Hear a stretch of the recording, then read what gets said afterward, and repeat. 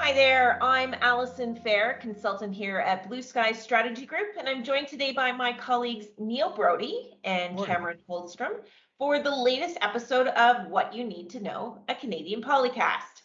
How are you both today? Very good. Excellent. Well, it's a cool one today here in the nation's capital, especially after the extremely warm temperatures we had last week.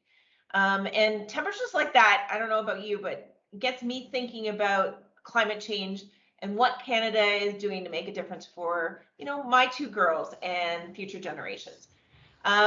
We know that in the past week or so, the government introduced BC12, an act respecting transparency and accountability in our efforts to achieve net zero greenhouse gas emissions by the year 2050. So we're year 2021. Let's talk about this. The elements that they put in this framework. Good ideas. Give me your insight, Neil. Good strategy here by the government. Yes, it's a good signaling piece of legislation to the people they need to win over or keep in their corner for the next election. Talking about climate change, talking about doing consequential things for climate change, net zero by 2050, 40%, 45% below 2005 levels by 2030. Those are all admirable goals. Those are the same style of goals that they had for the Kyoto Protocol in 1997, which were never achieved. But it was a good arrow to put in their quiver of environmentalism. So it's a great piece of legislation for the government. I question whether whether it will make any difference, but it's a great piece of legislation for the Liberals. Okay, so why do you question what's your questioning there? Well, like most things for governments, if the deadline to accomplish something is past the life of the government has no real there's no way to hold the current government's feet to the fire to achieve what they've laid out in legislation. So it's great for Mr. Trudeau to go into the next election saying, carbon neutral by net neutral by 2050. But he's going to be collecting his old age pension then. I know there are some reporting milestones for 2022 and 2026, I think it is, in the that are being proposed as amendments, which will be in the life of his government, but he doesn't have to achieve net zero greenhouse. Mr. Trudeau doesn't have to achieve net zero greenhouse gas emissions in the lifetime of his government. Cam, good moves by the Liberal government in terms of this in this bill. I think it's the move that needs to be done. I think I take Neil's point about Kyoto and the fact that we've set many goals before and never achieved them, and I think that's been a black mark on Canada. And I think that the idea that you actually have to have something legislatively that's going to try to keep government to account on this, that's good. Also, though, I would just point out that the government's not so much leading on this, I think, getting on the train of others at this point. You talk about just this week and things that have happened on this front. We saw a court in the Netherlands state that Royal Dutch Shell all of a sudden had to seriously increase their emission targets.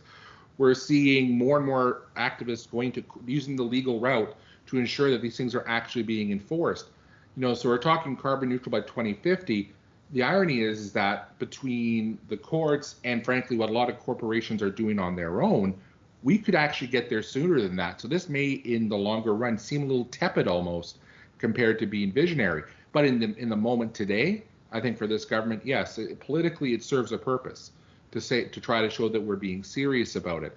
I still question if it's actually going to get through the House before the House rises. As of taping this right now, there are 18 sitting days before the House rises for the summer. There are still 5 more opposition days that have to happen. That leaves 12 days to debate a budget, to debate a couple other things. There's about 4 or 5 items that are still outstanding, including that bill. So it's quite possible this thing might not even pass, in which case the government gets all the PR for having said we tried to do it. They'll run on it again, and then we go in the cycle again. How much longer will it take for the next government to actually do it? the roller coaster ride of politics, right? And the legislation, right? You mentioned there about the legal cases that are taking place, specifically the one in the Netherlands kind of has now set a precedence, and could lead to others. I want to bring that to Canada, and could we see that, is this going to be something that we'll see companies in the West using as strategy towards to make sure that they are meeting what the government is looking for from them in terms of reaching the 2050 goals? Cam and Neil, I'll start with you.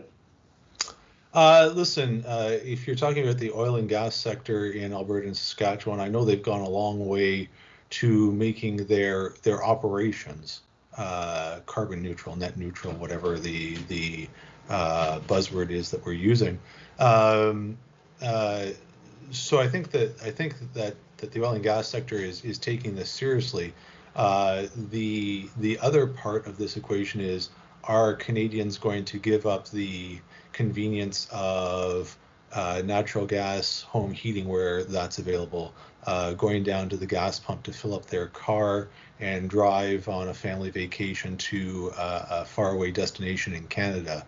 That's where the saving, if you're going to save greenhouse gas emissions, if you're going to reduce greenhouse gas emissions, it's in the transportation and home heating sector, not just home heating, but office heating as well.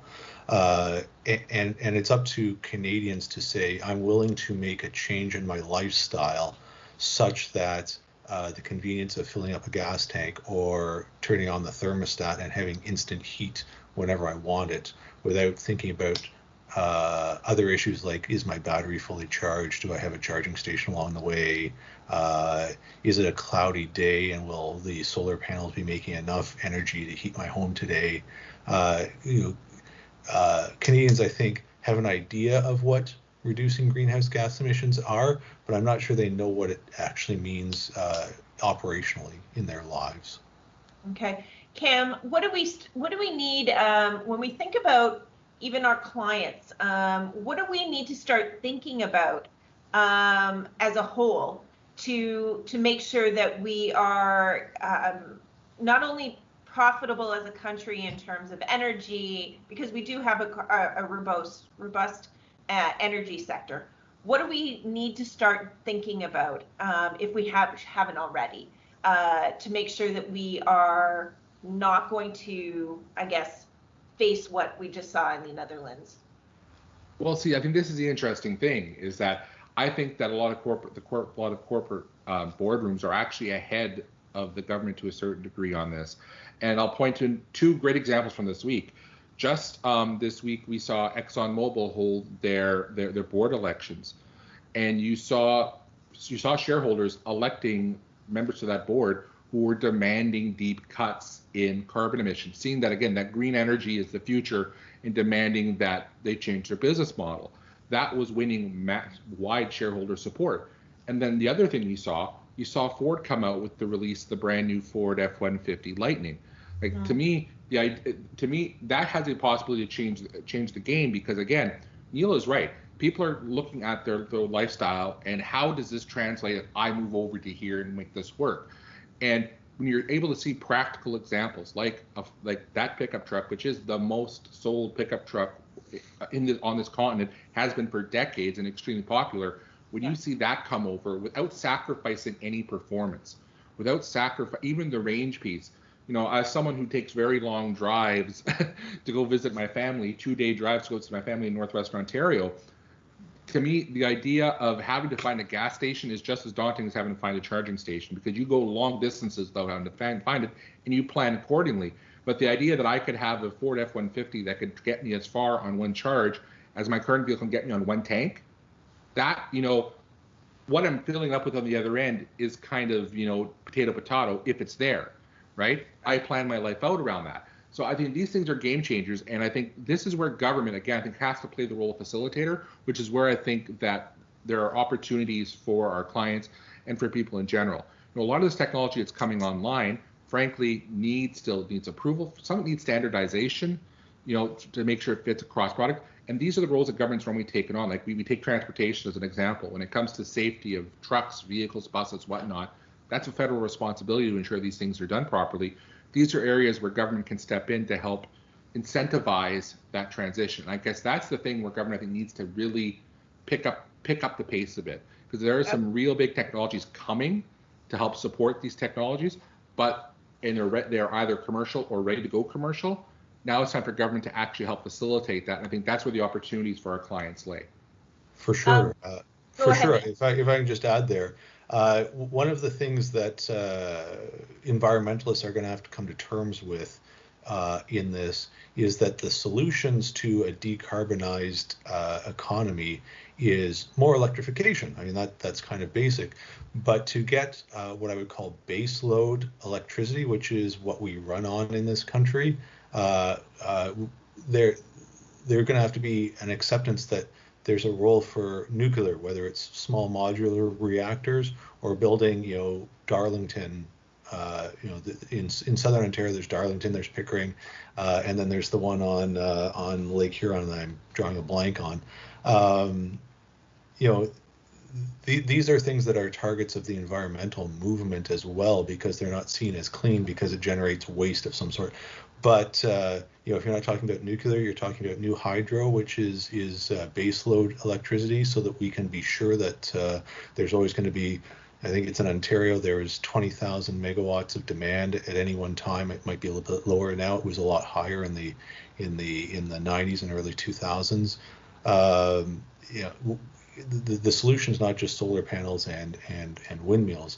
So the opportunity for clients is find the niche that can serve this base load, whether it's battery power, whether it's mineral extraction, whether it's small modular reactors, or even large projects like hydro. I mean, flooding a river valley to put in a dam to provide electricity base load is expensive and harms the environment too. But there's no perfect clean energy source out there. So if you're gonna electrify everything, that's great, and there's plenty of opportunities. And the government has signaled, you know, there's going to be billions and billions of dollars, $50 or $100 billion available for companies in this field. Well, that's all part of innovation. But I don't know if that gets past the environmental hurdle of the diehard environmentalists. And actually, just to build off that, because I think, Neil, you hit on the other thing for me, and that is that one of the big solutions when it comes to this green transformation is the mining sector. The mining sector is a huge piece of this future, especially when it comes to talking about mining minerals like lithium, cobalt, things like this that we need to make these products work. You know, we already have a very short supply for some of these things. And you're looking at how battery storage units are being a big part of power grids now and helping balance things out and make these things work. That takes a heck of a lot of lithium to make work. And it's not just that, it's learning how to maximize those resources. I think another thing that where the federal government can help lead on is the recycling of some of these materials and trying to make the best out of everything. You know, we look back to the Second World War about, you know, when we recycled everything from chicken bones to grease, you know, to everything to help support the war effort, but the idea of all these things had a use. I think the government has to start looking at a very similar approach to this to maximize everything that we have at our disposal in order to make these things work. Because it's true that the environmental movement doesn't even get their heads around the fact that we do need to mine to do some of these things, and that also that when these batteries go, we have to come to recycle them and give them a new life afterwards. And these are places, again, where government can help step up and build that gap if they're going to lead.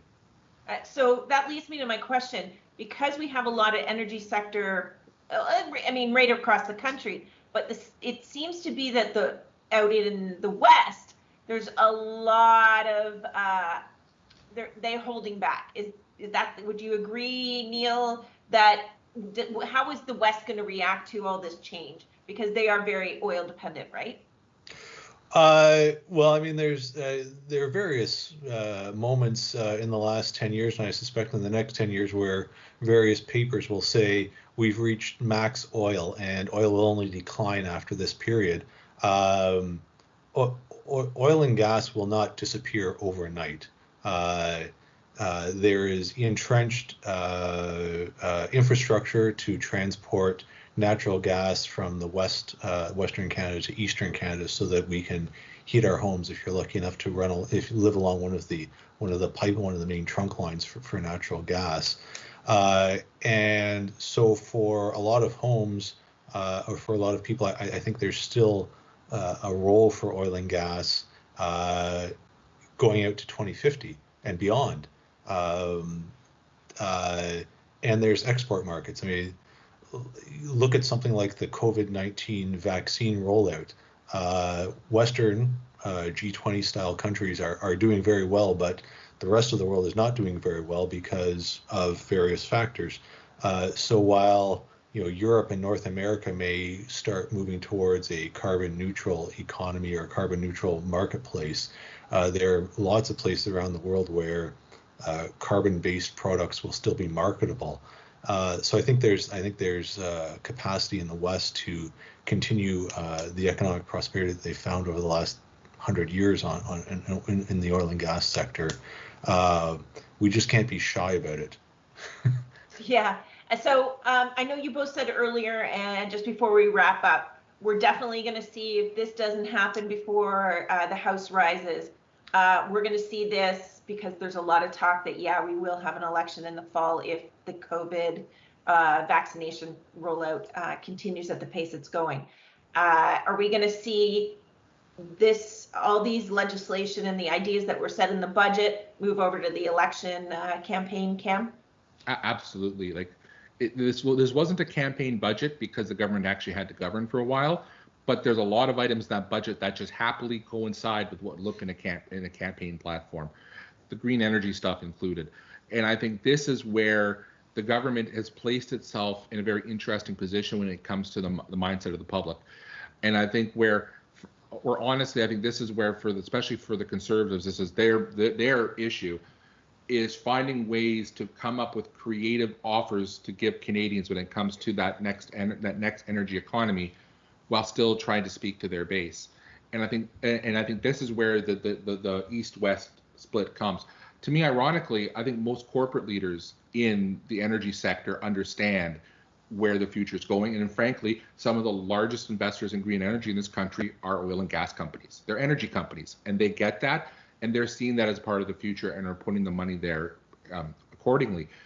I think where the political hesitation comes is trying to get your head around, again, that push-pull of what am I giving up lifestyle-wise to make it work, and just some regions' natural more tendencies toward being a little bit more libertarian than communal. So all that is to say is that these will definitely be issues, because let's face it, the path for this government to a majority runs through Ontario, it runs through Quebec. That's just the math of the matter. Right. And yes, the Liberals may pick up a seat or two in Calgary or in Edmonton, but that's just going to be cream and froth on top of any potential majority.